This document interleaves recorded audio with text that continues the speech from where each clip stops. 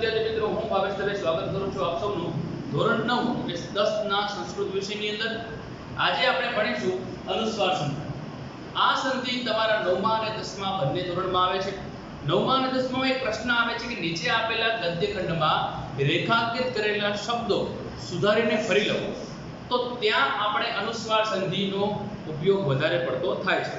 તો એ જ આપણે સમજવાનું છે કે અનુસ્વાર કોને કહેવાય. સૌપ્રથમ તો અનુસ્વાર એટલે શબ્દની ઉપર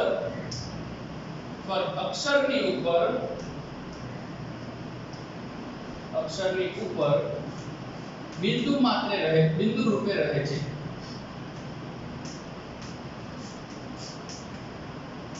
અનુસ્વાર જે છે એ શબ્દની ઉપર બિંદુ રૂપે રહે છે. આ પ્રમાણે એનું સ્વરૂપ છે આને કહેવાય છે અનુસ્વાર.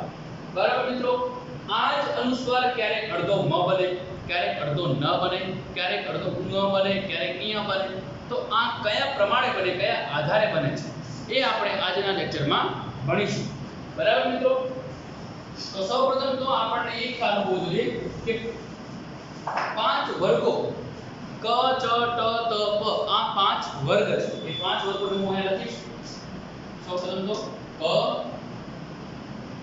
ચ ટ ત અને પ. ક એટલે ક ખ ગ ઘ. બરાબર. ચ એટલે ચ છ જ જ. ટ એટલે ટ ઠ ડ ઢ. ત એટલે ત થ દ અને થ.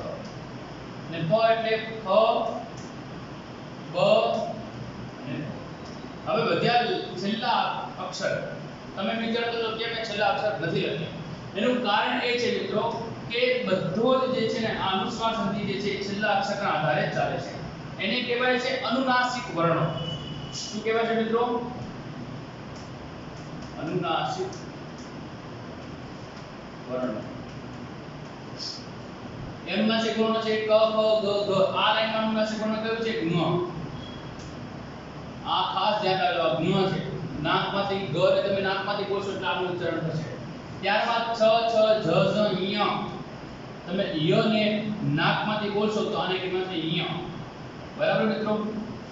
ત્યારબાદ આવે છે ટ ઠ ડ ઢ ણ. તો હવે તમે કરશો એટલે અહીં આવશે ણ. આ પણ નાકમાંથી બોલાય. ત્યારબાદ ત થ દ ધ ન. તો ન પણ તમારે નાકમાંથી બોલાશે. ત્યારબાદ પ ફ બ ભ મ. અને મ પણ તમારે નાકમાંથી બોલાશે ને હોઠ વડે પણ બોલાશે. બે હોઠ ભેગા કરશો એટલે મ બોલાશે. બરાબર મિત્રો. તો આવી રીતે આ અનુનાસિક વર્ણો પાછળ લખેલા છે મિત્રો. તમારે ધ્યાન રાખવાનું છે.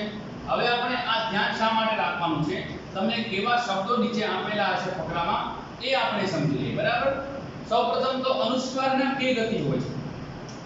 અનુસ્વારની બે રૂપ હોય. સૌપ્રથમ તો એક તો અનુસ્વારના સ્થાને એમનો એમ રહે છે.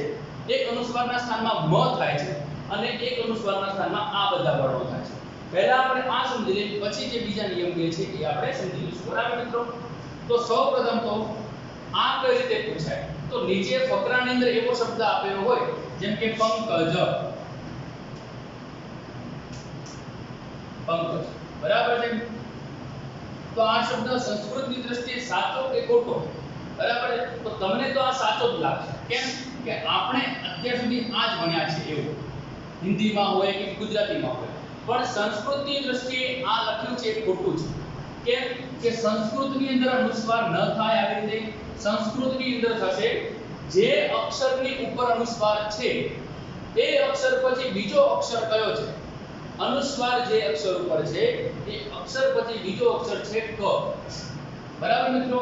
અનુસ્વાર પછીનો જે અક્ષર હોય છે એ અક્ષરના આધારે ત્યાં અનુનાસિક વર્ણ મૂકવામાં આવે છે.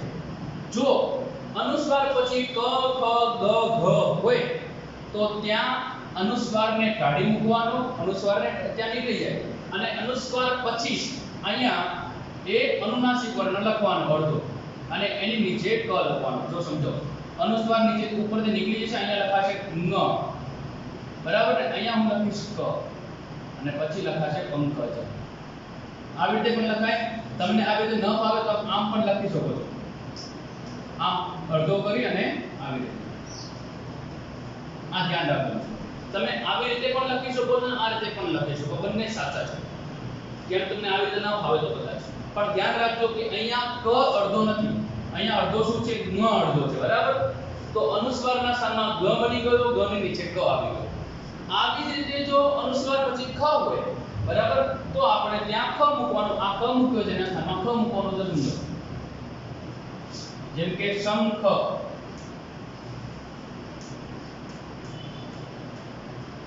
શંખ, બરાબર છે. એના સ્થાનમાં હું મૂકીશ શ ની ઉપરથી બિંદુ નીકળી છે. અનુસ્વાર પછી શું છે, ખ છે, બરાબર. તો શ ઉપરથી બિંદુ નીકળી છે, અહીંયા હું ન મૂકીશ અને એની નીચે હું ખ લખીશ.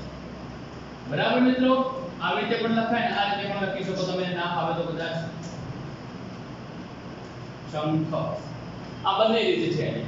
ને એવી જ રીતે જો ગ હોય, અનુસ્વાર પછી જો ગ હોય તો તમે ગ ના સ્થાનમાં ન કરવાનું, અનુસ્વારના સ્થાનમાં.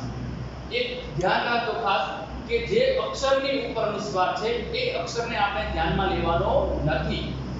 જે અક્ષર પછી અનુસ્વાર પછી કયો અક્ષર છે તેને આપણે ધ્યાનમાં લેવાનું છે, બરાબર મિત્રો. એવી જ રીતે ગ છે, અહીંયા હું લખીશ ગંગા. હવે તમે આવું વિચાર કરશો, ગંગા આપણે ઘણી જગ્યાએ આવું જોયું છે અને આ સાચું છે, પણ આ સંસ્કૃતની દ્રષ્ટિએ ખોટું છે. કેમ કે ગંગા આવી રીતે ન લખાય, ગંગા લખાશે આવી રીતે. આમ પણ લખાય ને આમ પણ લખી શકો, બરાબર છે મિત્રો. આવી રીતે. એવી રીતે છે ઘ, તો ઉલ્લંઘન. ઉલ્લંઘન એટલે ક્રોસ કરવું. સમુદ્રનું ઉલ્લંઘન કોણે કર્યું? હનુમાનજી કર્યું હતું, બરાબર છે. તો લ ની ઉપર આ અનુસ્વાર છે, અહીંયા ઘ છે અને અહીંયા જોઈશું આપણે અનુસ્વાર પછી શું છે, ઘ છે, એટલા માટે અહીંયા લખીશું આપણે ન, અહીંયા નીચે ઘ અને ઉલ્લંઘન. તમને આવી રીતે ન ફાવે તો સેમ જે આ રીતે લખ્યું છે ત્યાં પણ તમે લખી શકો. તો મિત્રો આ છે પહેલું વર્ણ, પહેલું વર્ગ અહીંયા પૂર્ણ થાય છે. આપણે પહેલા વર્ગની અંદર એટલે ક અનુસ્વાર પછી ક ખ ગ ઘ હોય તો અનુસ્વાર નીકળી જાય છે પહેલા અક્ષર ઉપરથી અને એના પછી ગ મૂકવામાં આવે છે, ગ ની નીચે ક મુકાય છે, અથવા ગ અડધો કરીને ક મૂકવામાં આવે છે. સમજાઈ ગયું? હવે આપણે આગળના લાઈનમાં જઈએ એટલે ચ વર્ગમાં જઈએ. ચ વર્ગની અંદર લખ્યું છે છ જ ઝ, એટલે કે અનુસ્વાર પછી જો ચ છ જ ઝ હોય તો અનુસ્વાર નીકળી જાય છે અને અનુસ્વારના સ્થાનમાં ઈય મૂકવામાં આવે છે. અત્યારે આ બધા અક્ષર આપણે અડધા રાખીએ, બરાબર છે. આ બધા અત્યારે અડધા છે. ઉદાહરણ લખીએ આપણે એની સામે, જેમ કે પંચ, બરાબર છે. પંચ એટલે 5. તો પંચ આ સાચું કે ખોટું? આ ખોટું. સંસ્કૃતની દ્રષ્ટિએ ખોટું, બાકી ગુજરાતી અને હિન્દીની દ્રષ્ટિએ સાચું, બરાબર છે. તો અહીંયા હું લખીશ પંચ, બરાબર છે મિત્રો. જેવી રીતે આપણે આ શબ્દો લખ્યા છે, આ અક્ષરો લખ્યા છે અહીંયા, એ અહીંયા નહીં થાય, અહીંયા એક જ રીત છે લખવાની, એ સિવાય બીજી આ કોઈ રીત છે નહીં લખવાની, બરાબર છે મિત્રો. અહીંયા ખાલી ઉપરની લાઈનમાં જ બે રીત છે લખવાની. ત્યારબાદ આવે છે છ. તો છ ની અંદર આવશે વાંછન, વાંછના એટલે કે મનની અંદર કોઈ ઈચ્છા હોય તો, બરાબર છે. તો વાંછન આ લખ્યું છે તો આ ખોટું પાડવાનું, એના સ્થાનમાં તમારે લખવાનું વાંછન. એટલે કે ત્યાં વાંછન શબ્દ નહીં આપેલો હોય, કોઈ પણ શબ્દ આપેલો હોય, તમારે ધ્યાન શું રાખવાનું છે કે અનુસ્વાર પછી કયો વર્ણ છે. અનુસ્વાર પછી જો છ હોય તો અહીંયા લખવાનું એના સ્થાનમાં, બરાબર છે. એવી રીતે ત્યારબાદ આવે છે જ. તો જ ને કેવી રીતે લખીશું આપણે? જ ની પહેલા અનુસ્વાર હોય તો, જેમ કે ભવંજ, બરાબર છે. અહીંયા આપણે લખીશું ભવંજ, આ રીતે લખીશું, બરાબર મિત્રો. આ વાત ધ્યાન રાખો. એવી જ રીતે કોઈ જ હોય, અનુસ્વાર પછી જ હોય તો આપણે અનુસ્વારના સ્થાનમાં અહીંયા કરીને સ લખવાનો, બરાબર મિત્રો. એના બહુ ઓછા ઉદાહરણો છે આપણી પાસે, એટલા માટે સીમિત ઉદાહરણો છે, એટલા પણ નથી, પણ આપણે એ સમજી લેવાનું છે કે આવું હોય તો આવું કરવાનું, બરાબર છે. હવે ત્યારબાદ આવે છે નીચે ટ નો વર્ગ. ટ ના વર્ગમાં પણ સેમ ટુ સેમ છે, પણ ટ ના વર્ગમાં અનુનાસિક વર્ણ કયો છે? ણ, બરાબર છે. તો જો અનુસ્વાર પછી ટ હોય તો આપણે એના સ્થાનમાં અણ કરવાનો, બરાબર? જેમ કે સમજો તમને ઘંટા, બરાબર છે? તો ઘંટા ટ અનુસ્વાર પછી ટ છે, આપણે ઘ ને નથી જોવાનું બીજું, બરાબર? આપણે ટ ને જોવાનું છે. અનુસ્વાર પછી ટ છે તો એના સ્થાનમાં આપણે શું કરીશું? અણ અડધો કરીશું, પછી ટા, ઘંટા. આ અણ આપણે અડધો કર્યો છે, બરાબર? એવી જ રીતે ઠ છે તો લૂંઠક, લૂંઠક એટલે લૂંટારો.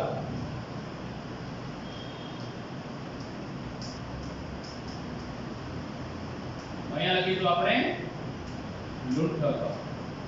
એવી જ રીતે ટ છે તો અહીંયા છે પંડિત. અહીંયા લખીશું આપણે પંડિત. અણ અડધો અને ઉપરથી અનુસ્વાર નીકળે છે. આ ધ્યાન રાખજો મિત્રો, તમને ફકરાની અંદર આ મીંડાવાળા શબ્દો આપેલા હશે. હા, એટલે તમારે લખવાના કયા છે? આ બીજા પંકજ જે બીજા લખ્યા છે, બરાબર છે? મીંડા વગરના આ અનુસ્વાર વાળા. ત્યાં અંગી કરોતી આવા શબ્દો પણ આવ્યા છે, તો એ ધ્યાન રાખજો. ત્યારબાદ આવે છે ત નો વર્ગ. તો ત ના વર્ગની અંદર ત થ ધ ધ ન. તો ત ના વર્ગમાં છે પતંતી.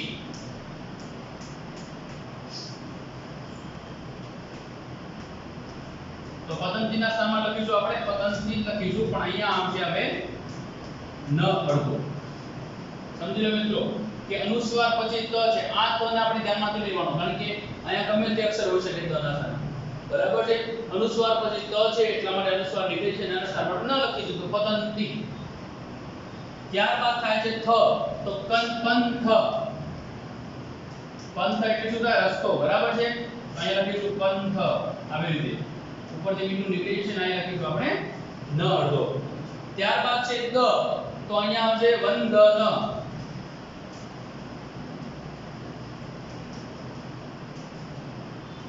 વંદન આપણે આવી રીતે લખીશું, આ નહીં પણ આવી રીતે લખવાનું, બરાબર છે? તેવી જ રીતે ધ છે તો જો અનુસ્વાર પછી ધ હોય તો આપણે ત્યાં ધ કરવાનો, બરાબર? જેમ કે બંધ, બંધન અહીં લખીશું.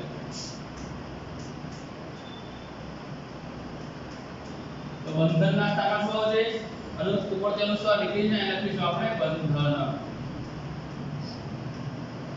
બરાબર મિત્રો? એવી જ રીતે પ ના વર્ગમાં પણ થશે. જેમ કે જો અનુસ્વાર પછી પ છે તો આપણે ત્યાં અનુસ્વાર કાઢી નાખવાનું, ત્યાં મ અડધો લખવાનો. જેમ કે કંપન. કંપન એટલે શું થાય? ધ્રુજવું. તો અહીંયા લખીશું આપણે મ અડધો અને કંપન. બરાબર છે? તેવી જ રીતે ફ છે તો ફ ના ઉદાહરણો બહુ ઓછા છે, પણ આપણે ધ્યાન રાખવાનું કે અનુસ્વાર પછી જો ફ હોય તો ત્યાં પણ અનુસ્વાર નીકળે છે અને ત્યાં મ અડધો થશે, બરાબર છે? ત્યારબાદ છે પ, તો પ પહેલા જો અનુસ્વાર હોય તો ત્યાં પણ તમારે મ કરી દેવાનું. જેમ કે જાંબવંત. અહીંયા બે છે અક્ષરો, જાંબવંત આવું લખેલું હોય તો તમારે ત્યાં શું કરવાનું? આ અહીંયા જો અનુસ્વાર પછી બ છે એટલા માટે ત્યાં મ અડધો કરવાનો, બરાબર છે? અને અહીંયા જે અનુસ્વાર છે એના પછી ત છે એટલા માટે ત ના સ્થાનમાં ત ની લાઈનમાં કયો છે? ન, તો ત્યાં ત ન અડધો કરવાનો. જાંબવંત. બરાબર છે મિત્રો?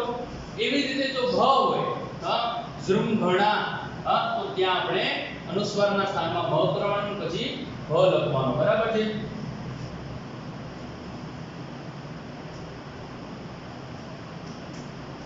જૃંભણા, તો ત્યાં આપણે આવી રીતે લખીશું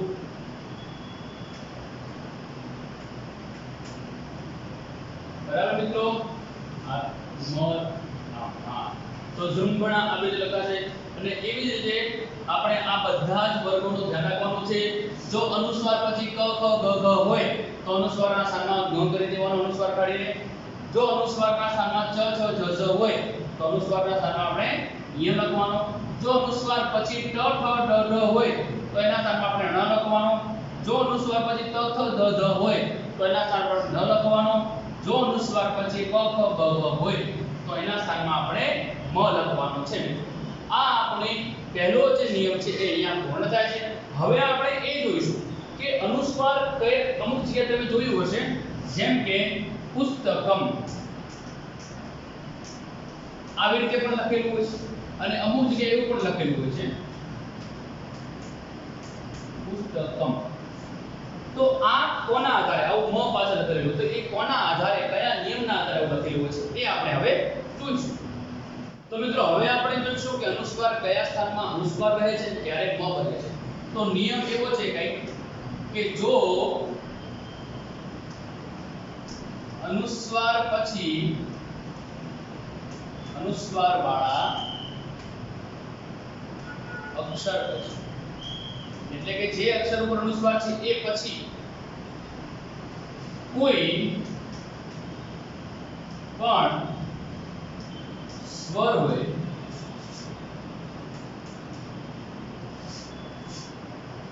પછી પૂર્ણ વિરામ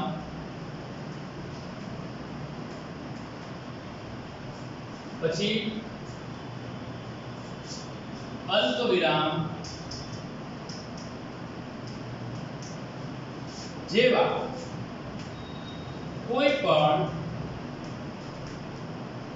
અટક ચિહ્ન હોય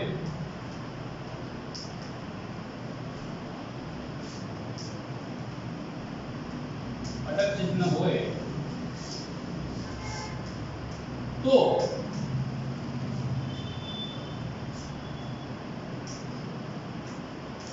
અનુસ્વાર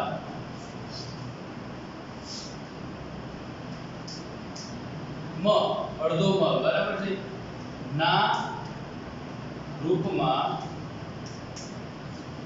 લખાશે. બરાબર છે મિત્રો. જો અનુસ્વાર વાળા અક્ષર પછી કોઈ પણ સ્વર હોય જેમ કે અ આ ઈ ઉ એ આઈ ઓ અ અને રૂ આ પણ સ્વર છે, અને પૂર્ણ વિરામ હોય ફૂલ સ્ટોપ હોય, અલ્પ વિરામ હોય જેમ કે અલ્પ વિરામ છે આવી રીતે અલ્પ વિરામ જેવા કોઈ પણ અટક ચિહ્ન હોય તો અનુસ્વાર જે છે એ મ ના રૂપમાં લખાશે. ઉદાહરણ તરીકે હું અહીંયા લખું છું ઉદાહરણ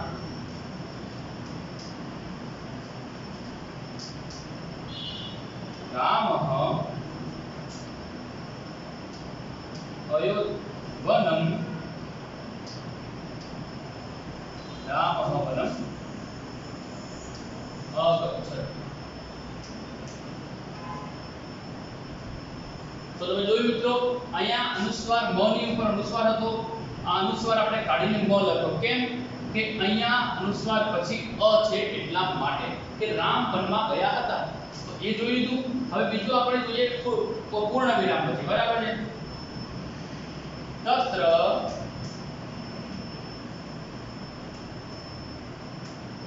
મમ સમીપે એકમ પુસ્તકમ.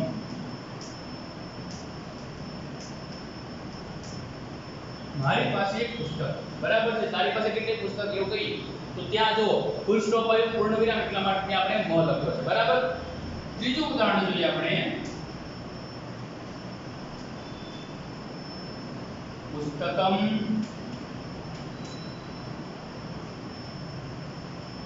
પછી કલમ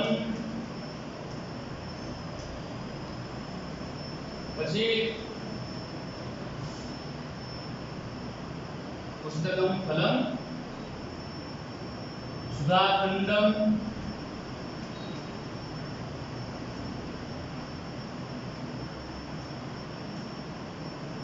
ચ આનિતવતી.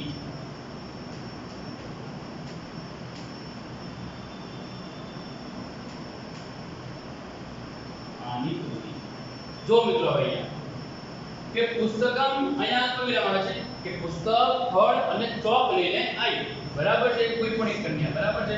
તો પુસ્તકમ અહીંયા મ કર્યો આપણે આત્મ વિરામ છે એટલા માટે. પછી અહીંયા કલમ અહીંયા પણ આપણે મ કર્યો આ સાચું છે. અને સુધાખંડમ અહીંયા આપણે મીંડું કર્યું. કેમ એવું કર્યું? કારણ કે પાછળ વ્યંજન છે, કોઈ સ્વર છે નહીં અથવા તો કોઈ પાછળ અટક ચિહ્ન કે પૂર્ણ વિરામ છે નહીં એટલા માટે આપણે અહીંયા ઉપર અનુસ્વાર કર્યું છે આનિતવતી. તો આ જે લખ્યું છે એ સાચું છે મિત્રો, ને આ બધા પણ સાચા છે. પણ ધ્યાન શું રાખવાનું છે? જો હવે આ નિયમ લખ્યો આપણે કે જો અનુસ્વાર વાળા અક્ષર પછી કોઈ પણ સ્વર હોય, પૂર્ણ વિરામ, અલ્પ વિરામ જેવા કોઈ પણ અટક ચિહ્ન હોય તો અનુસ્વાર જે છે મ ના રૂપમાં લખાય છે. પણ જો આમાં આટલી વસ્તુ કીધી એમાંથી જો કોઈ બીજી વસ્તુ જેમ કે વ્યંજન હોય તો અનુસ્વાર એ અનુસ્વારના રૂપમાં જ લખાય છે, અહીંયા લખ્યું એમ. બરાબર છે મિત્રો? તો આ એક નિયમ છે જે તમારે ધ્યાનમાં રાખવાનો છે. એ સિવાયનો આપણે આગળનો નિયમ ભણી ગયા. અનુસ્વાર પોતાના સ્થાનમાં અનુસ્વાર ક્યારે રહે છે? જ્યારે પાછળ કોઈ વ્યંજન હોય છે ત્યારે અનુસ્વાર એમનો એમ જ રહે છે. અનુસ્વારના સ્થાનમાં મ ક્યારે થાય છે? કે જ્યારે અનુસ્વાર વાળા અક્ષર પછી કોઈ પૂર્ણ વિરામ હોય, કોઈ અલ્પ વિરામ હોય અથવા તો કોઈ સ્વર હોય ત્યારે અનુસ્વાર એ મ ના રૂપમાં લખાય છે. થોડો મ, અડધો મ. અને અનુસ્વારના સ્થાનમાં ક્યારે ંગ એટલે ક ખ ગ ઘ ંગ અનુનાસિક વર્ણ ક્યારે થાય છે? તો જ્યારે ભેગા લખેલા અક્ષરની અંદર આ કોની વાત થઈ? જુદા પડેલા અક્ષરની અંદર. બરાબર છે મિત્રો? આ બધા જુદા જુદા અક્ષર છે. ભેગા લખેલા અક્ષરની અંદર જ્યારે અનુસ્વાર હોય છે ત્યારે એના સ્થાનમાં એ અનુનાસિક વર્ણ લખવામાં આવે છે. કોના આધારે? કે અનુસ્વાર પછીના અક્ષરના આધારે. જો અનુસ્વાર પછી ક હોય તો એના સ્થાનમાં ંગ લખવામાં આવે છે. જો અનુસ્વાર પછી ખ હોય તો એના સ્થાનમાં પણ ગ લખવામાં આવે છે. જો અનુસ્વાર પછી ખ હોય તો એના સ્થાનમાં મ અડધો લખવામાં આવે છે. તો અહીંયા આપણો લેક્ચર પૂર્ણ થાય છે. હું આશા રાખું છું કે તમને આ સમજમાં આવ્યો હશે. જો ના સમજમાં આવે તો તમે મને પૂછી શકો છો. અસ્તુ, ધન્યવાદ.